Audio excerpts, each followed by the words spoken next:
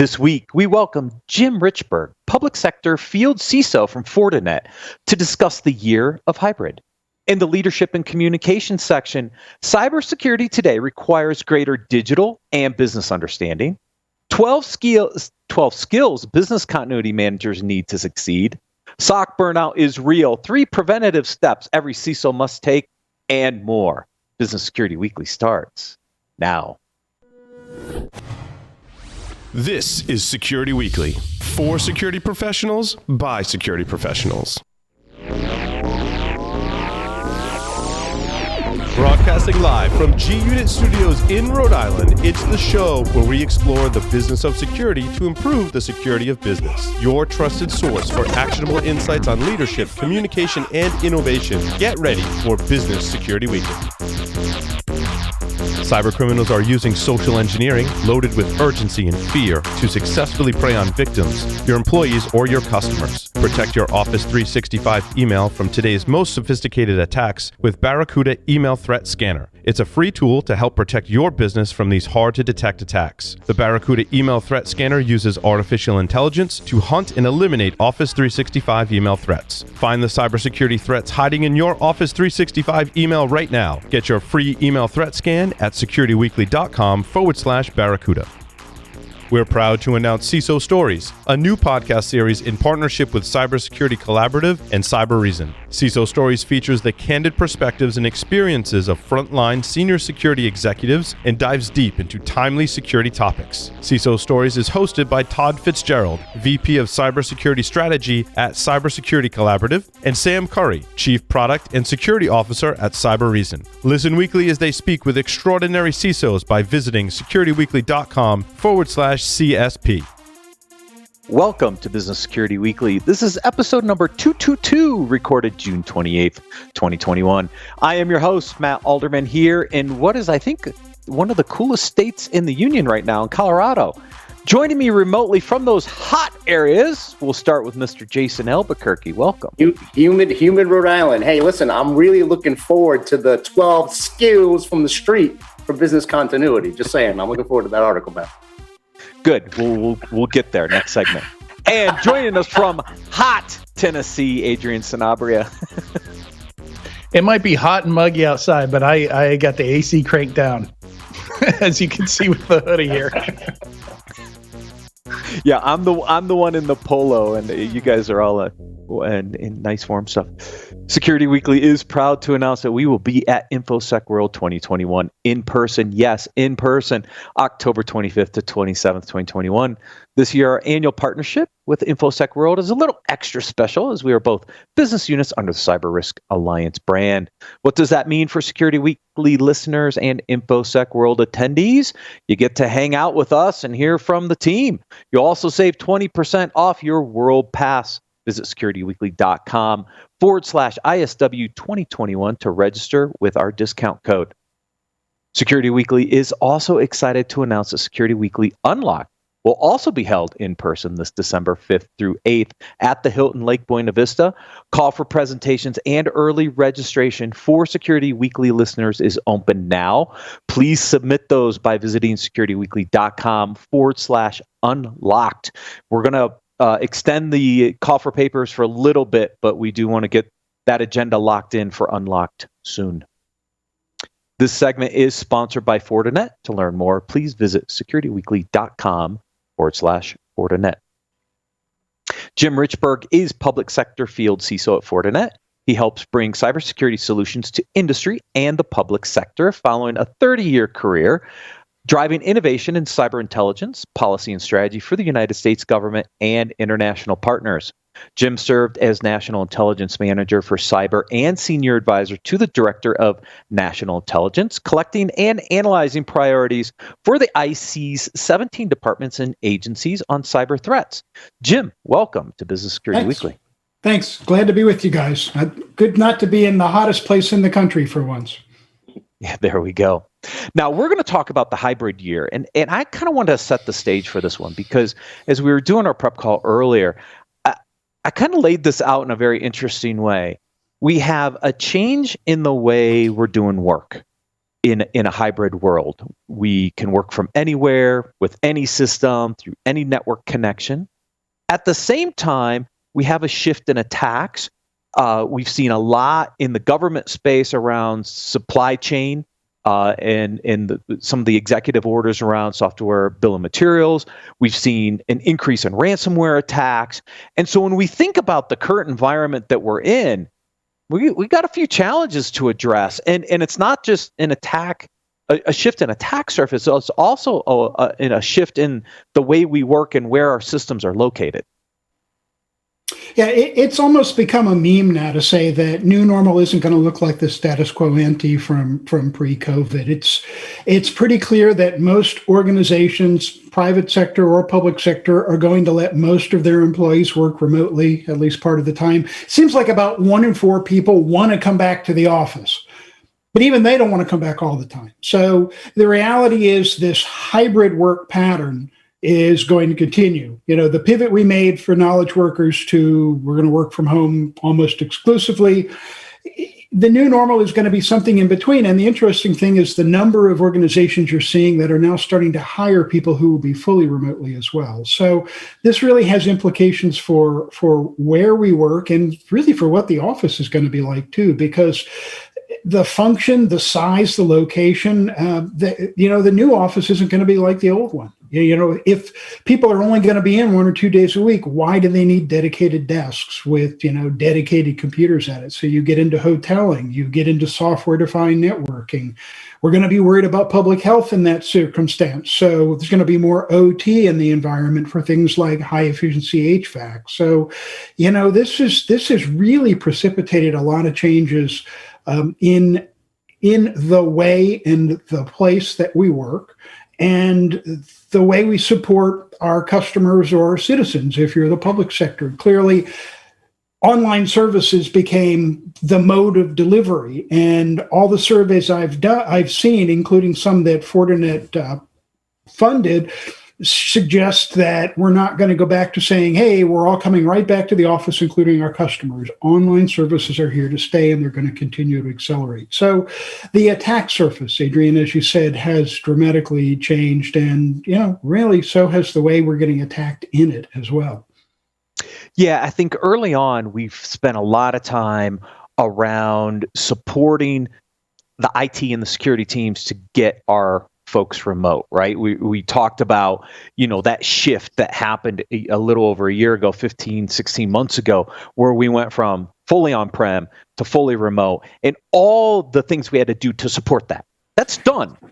And that cat's out of the bag, right? Now the question that I have is, as we go back to this new work from anywhere, work from everywhere, then what do I have to do when I have to think about changes to my security program? Because what we used to do was, we used to put firewalls in place and we had our own network and we put all of our detection sensors inside our network and brought all that into our security operations center and managed our SOC processes from there.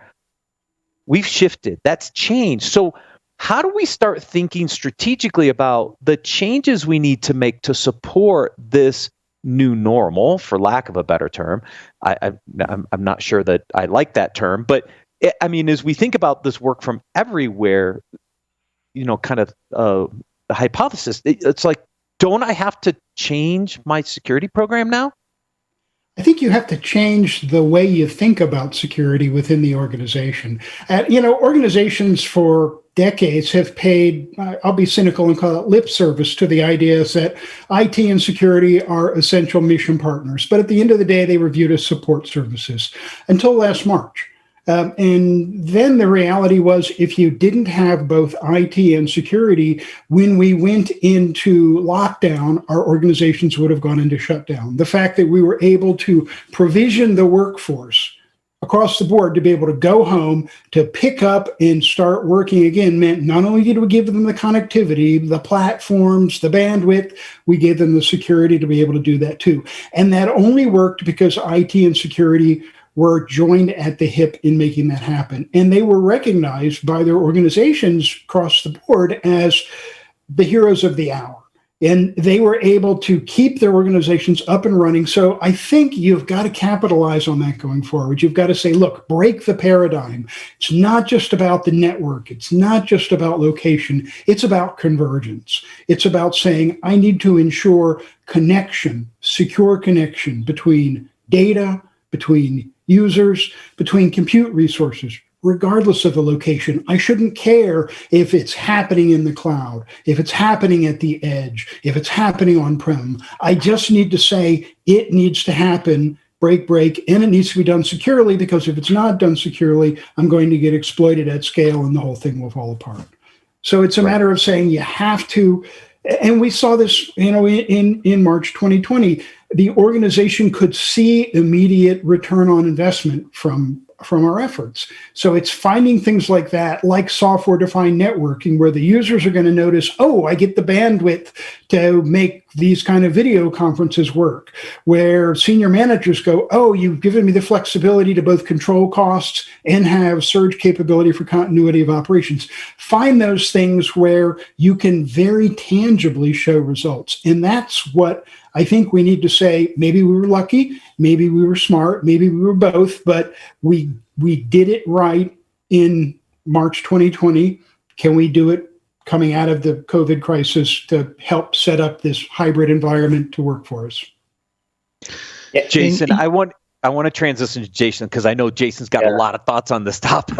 There's a lot to unpack here, right? Because one of the things I've noticed with customer base for us is that many organizations, wanted to make sure that they could keep their operations up and running. And now I'm talking private sector organizations right now, because I'm going to unpack public sector in a totally different set of comments here. But private sector organizations, in order to keep the business up and running, did a lot of, their digital transformation, quote unquote, projects, and fast tracked them by 5 or 6 years, right? They had a roadmap to really bring in a level of digital transformation to the organization, but they had to fast track that.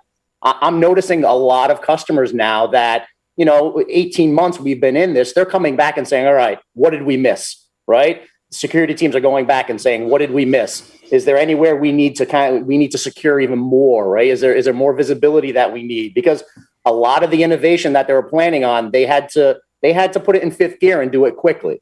So lots of organizations that I'm seeing now are kind of taking that hindsight look and saying, all right, let's go back and figure out if we missed anything, because we need to make sure we're securing to the best of our ability, because we had to fast track these projects so quickly, right? Yeah. We cut a lot of corners because we had to get up and running. And there were things that you say, I'm going to accept risk, as a field expedient because we've got to get back up and running. But that doesn't mean that temporary patch should become your baseline for the status quo going forward. And I think that for many organizations, when they made the pivot, they said, okay, we want to do multi-factor authentication, and we need to have a secure connection from these remote users back to the enterprise assets. And then, to put it crassly, the enterprise essentially treated them as if they were logged on from their desk.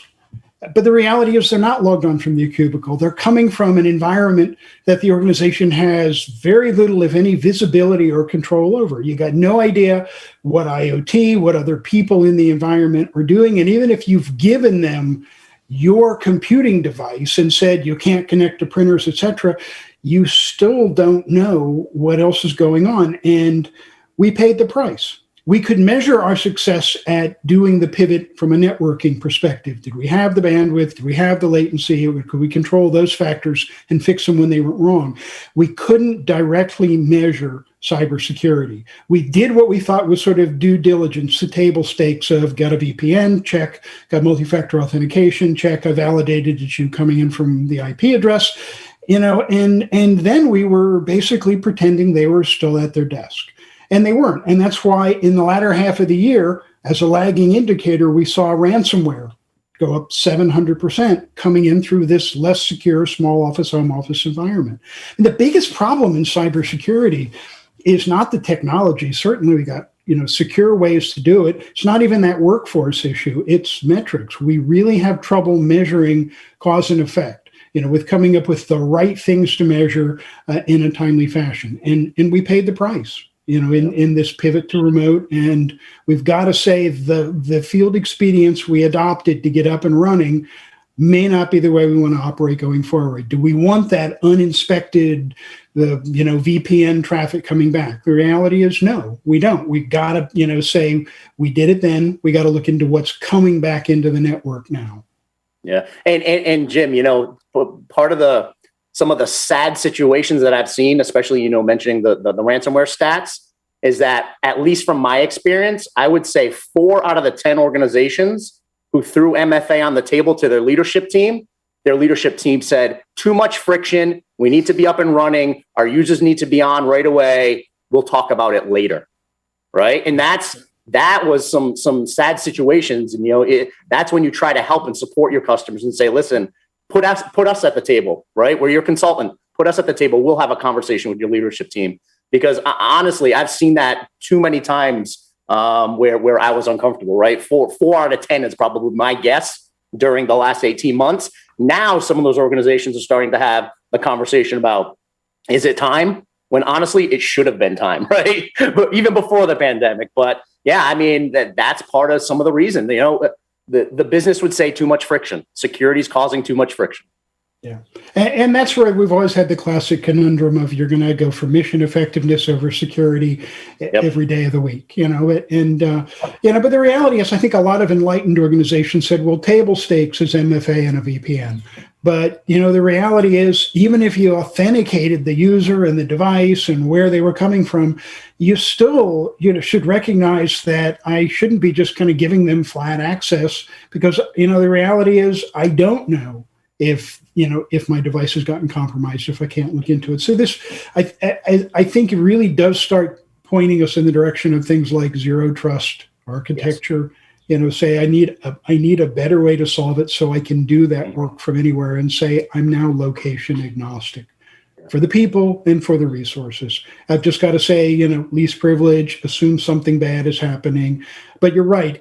You've got to have an organization that says I'll spend the money and I may deal with the friction because the pain could be worse than not doing that.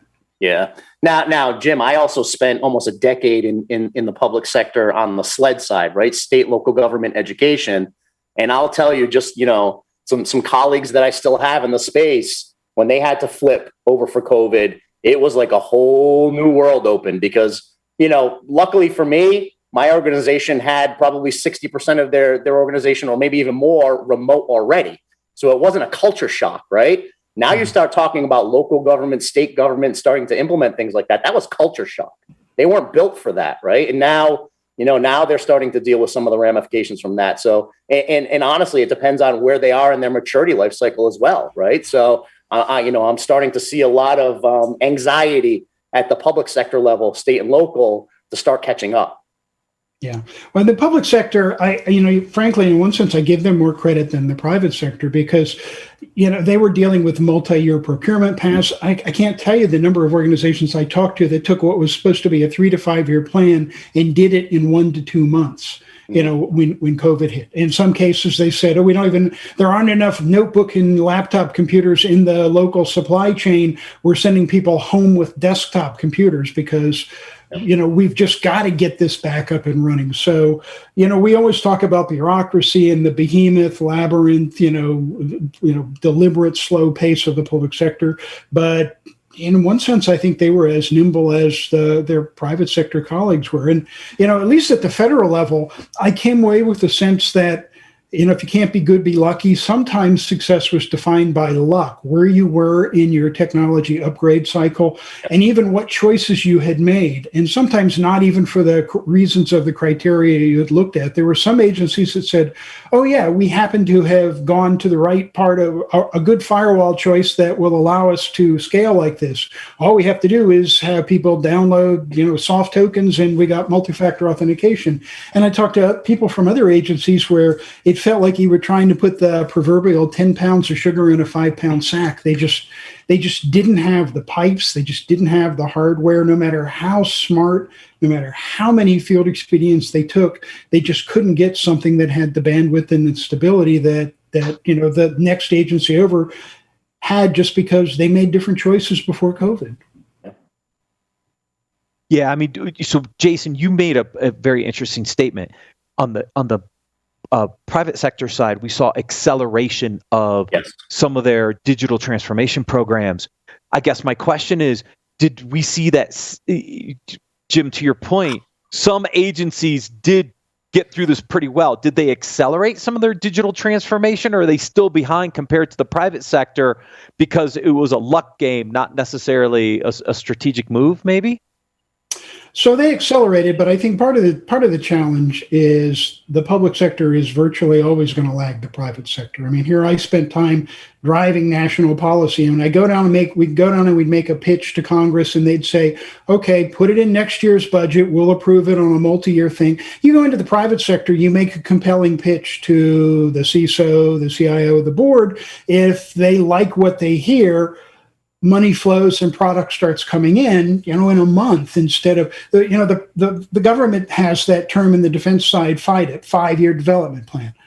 5 years is not it's not a time frame anybody lives in the private sector. So it's a combination of, they've got more legacy technology, and it's a combination of the behemoth way that they do procurement, and part of it's the way they compete the procurement too. So I think they're always shooting multiple years behind the curve compared to the private sector. They did, which is why I give them even more credit for doing the efforts they did to close the gap, to do what they had to do to get mission done last year.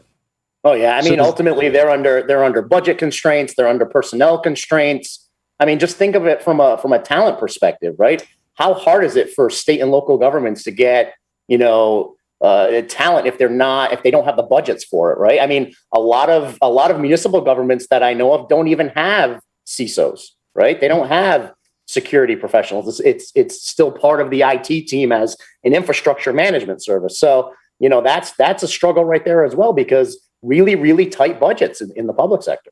Yeah. And then at the national level, much of what the federal government does is inside baseball. They're supporting either other agencies or they're supporting their colleagues in state and local government. The overwhelming bulk of what you had to do in state and local government is support your citizens. I mean, they are customer number one, which meant you had to find ways of delivering new digital services to them, at the same time your people went home, and at the same time you were scrambling, trying to find enough, computing resources to get the job done. So you're right. It was exponentially harder, I think, for state and local government. And they're doing this while their money was in free fall too.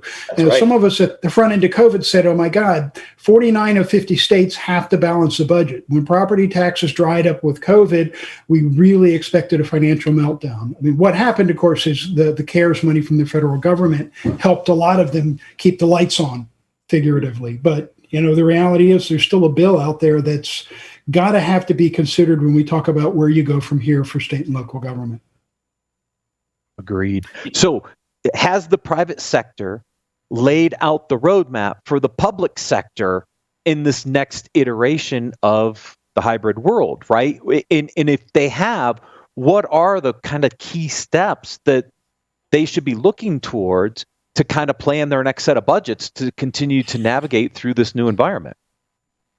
So the early adopters in the private sector said, okay, we're going to want to accelerate the migration to the cloud.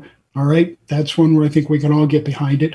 They said software-defined networking, especially secure software-defined networking, is going to be increasingly important. So I point government to, look, don't reinvent the wheel. Why don't you look to what your colleagues, again, for state and local government, in terms of footprint and in terms of resources, you probably don't differ that much from a mid-sized company. So look at what your peers in terms of the kind of difficulty of what they're doing have had to adopt. So it points you in the direction of things like that, software-defined networking and accelerated migration to the cloud. The reality that I find talking to CISOs, public or private sector, is a lot of them don't recognize that the landscape, the strategic context for cybersecurity has been changing over the last, call it 5 or 6 years, because, the rise of what I call the platform approach to cybersecurity is these ecosystems of interoperable capability.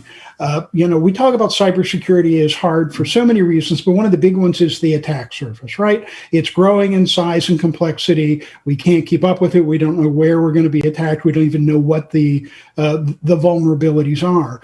And I like this approach because it says, if I can instrument the key parts of that surface with devices that are sensors, and they're reporting into a central place for correlation. And the reality is, cybersecurity industry has gotten pretty good at doing AI and machine learning. I mean, they've got the ability to give you sub-second verdicts about whether something's good or bad. You're turning that attack surface into, if you will, a giant barometer or a thermometer of what's going on. You know what's normal, you know what's abnormal, you know what's abnormal and just strange, and what's abnormal and malicious. And when you see something that's malicious and you want to react to it, the same things that were your sensors are actually controls as well. So while patient zero is being attacked, you stop it there and you go ahead and inoculate everybody else.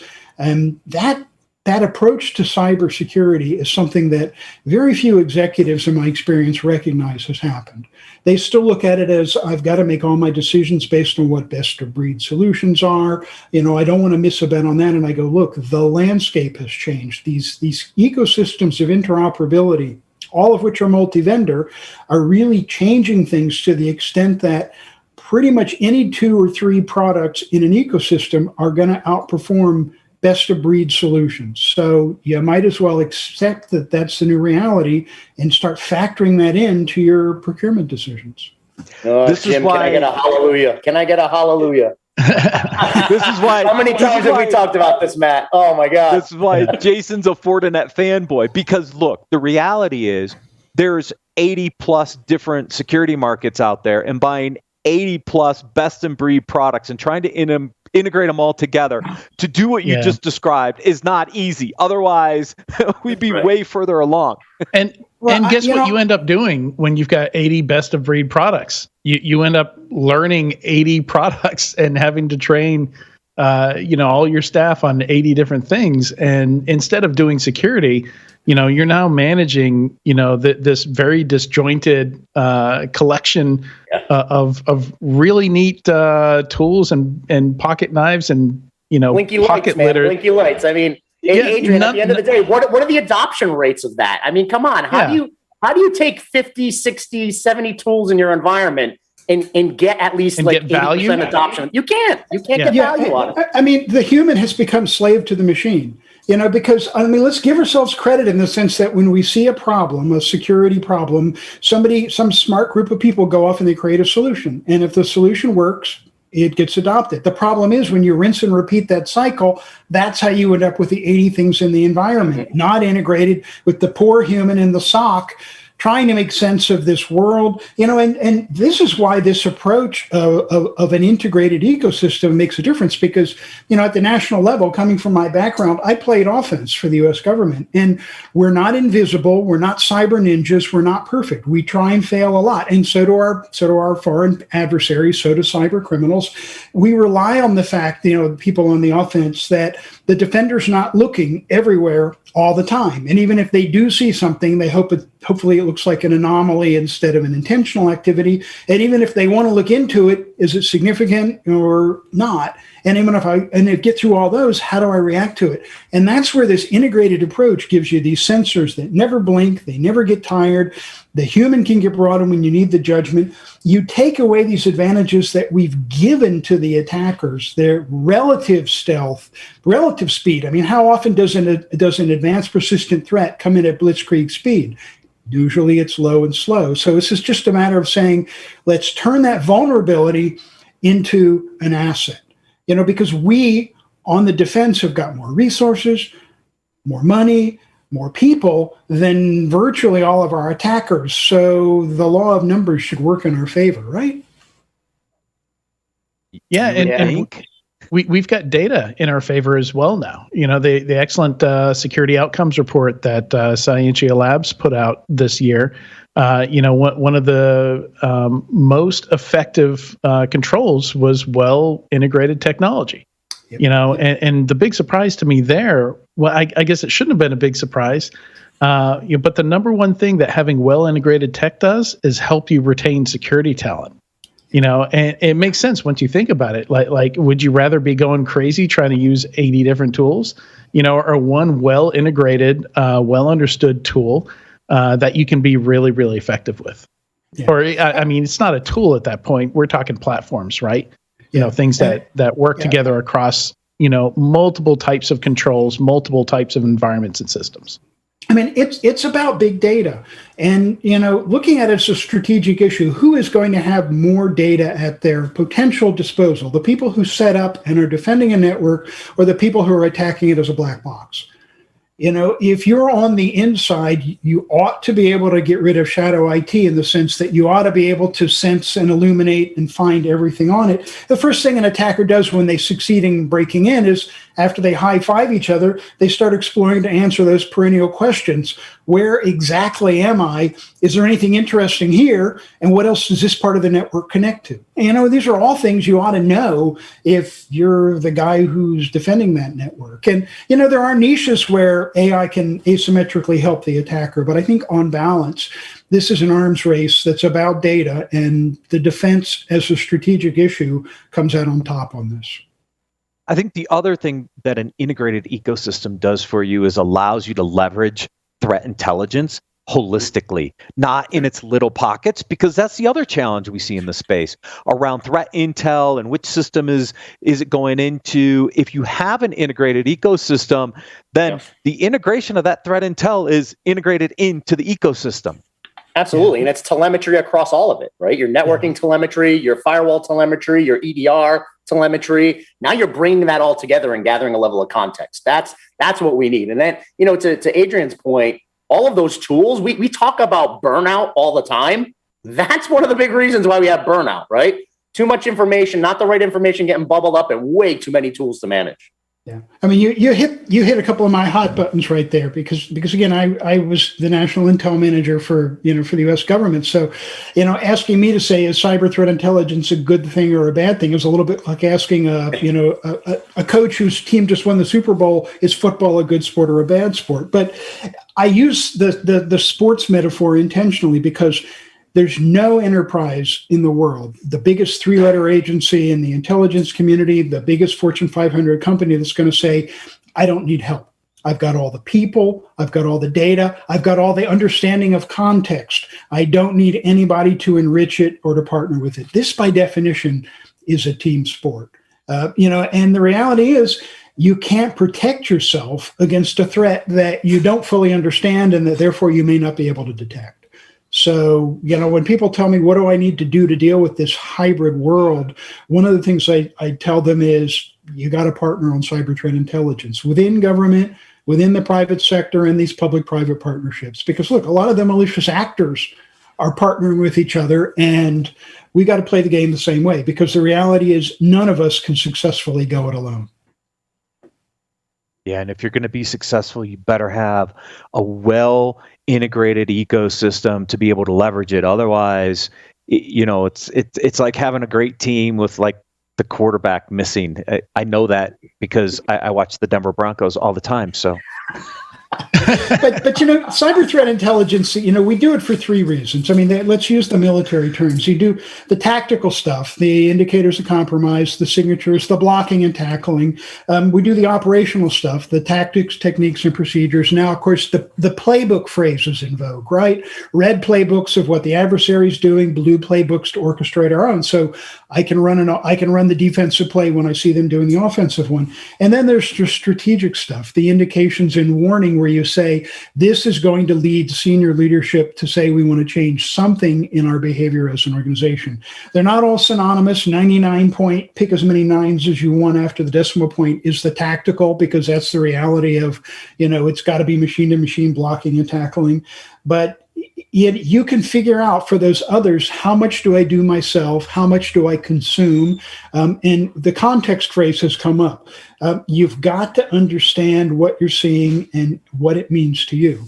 And this is one of the things that makes that you really see in government. Government can see a lot of interesting things in terms of threat activity overseas, yet without an understanding of what that means to, say, a given critical infrastructure sector, they don't know what to do with it, because they can't bring back and report on everything, but they literally lack the understanding of what matters to important parts of our country.